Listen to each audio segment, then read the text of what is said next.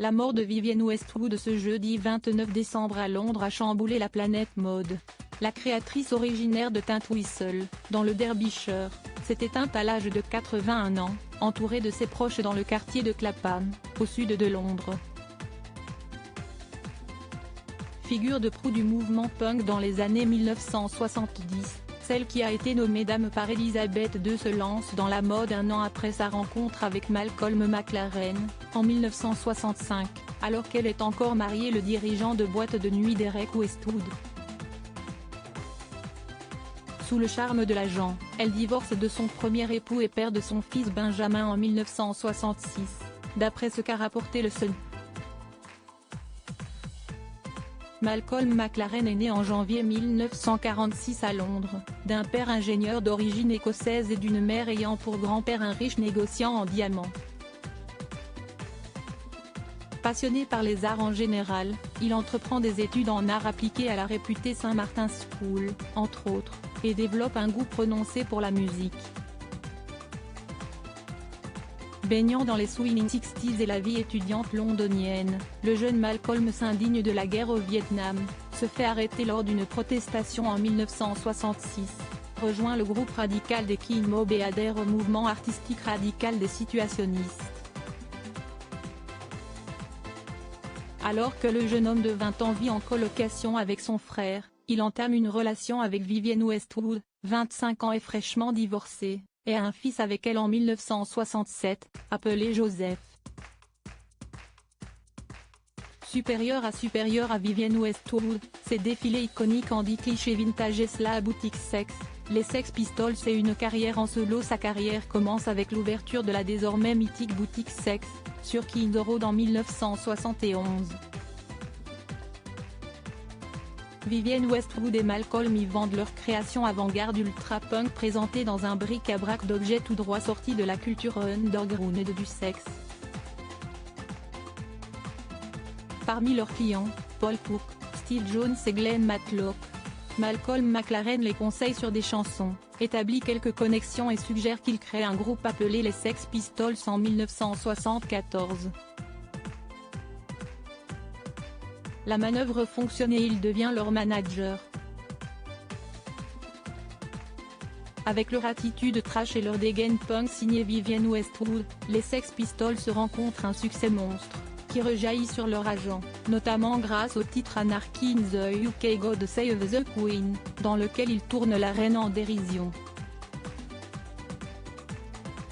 En 1975, il élargit son activité en se mettant en tête de relancer la carrière des New York Dolls, ce qu'il parvient à faire en les associant à la révolution culturelle chinoise.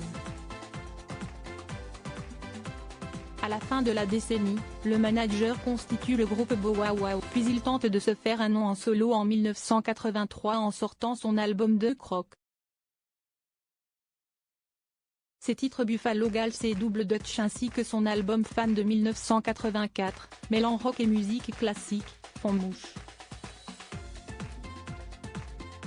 Jean-Charles de Castelbajac, son ami, le qualifie de visionnaire génial, selon nos confrères de Pure People, et il interprète même le titre Paris Paris en duo avec Catherine Deneuve en 1994. Prolifique, il sort des albums jusqu'à la fin de sa vie, produit des films, et fait même campagne pour être maire de Londres en 2000. Après Vivienne Westwood, Malcolm enchaîne les conquêtes. Malcolm McLaren est le dernier compagnon connu de Vivienne Westwood. Il se sépare de la créatrice à la renommée mondiale en 1980. L'agent punk ne reste pas célibataire très longtemps, puisqu'il fricote avec Andrea Lins, alors étudiante à la Saint-Martin et futur designer et mannequin de renom. Leur histoire prend fin lorsque l'agent déménage à Los Angeles en 1985.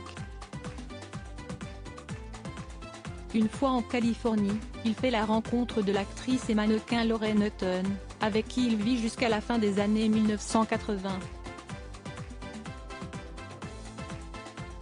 Le père de Joseph Westwood se fiance par la suite avec l'agente Eugenia Melian qui le suit jusqu'à Paris. L'ex de la créatrice britannique a également été fiancé à l'architecte Charlotte Sken-Catling, mais il met fin à leur relation à la fin des années 1990 lorsqu'il commence son histoire avec Yang Kim, sa dernière compagne, rencontrée à une fête à Paris. Ensemble durant 12 ans, cette dernière est présente jusque dans les derniers instants de Malcolm McLaren, qui décède d'un cancer de la plèvre dans un hôpital suisse le 8 avril 2010. Malcolm McLaren, cruel avec la créatrice quelques années après la mort de son ex, Vivienne Westwood, s'était exprimé au sujet de leur relation, placée sur le signe de la violence. Puisqu'il est mort, je n'ai pas de problème à le dire, il s'est comporté de façon incroyablement cruelle. Professionnellement, personnellement, dans tous les sens, avait-elle écrit dans ses mémoires reprises par Vogue en 2014. J'avais l'habitude de frapper Malcolm. Un jour, il m'a frappé en retour. Il ne pouvait pas quitter l'appartement jusqu'à ce qu'il me fasse pleurer. Il voulait se sentir mal ou quelque chose comme ça. Il essayait de faire couler du sang. C'était plus simple de céder. Je cédais aux larmes pour qu'il s'arrête.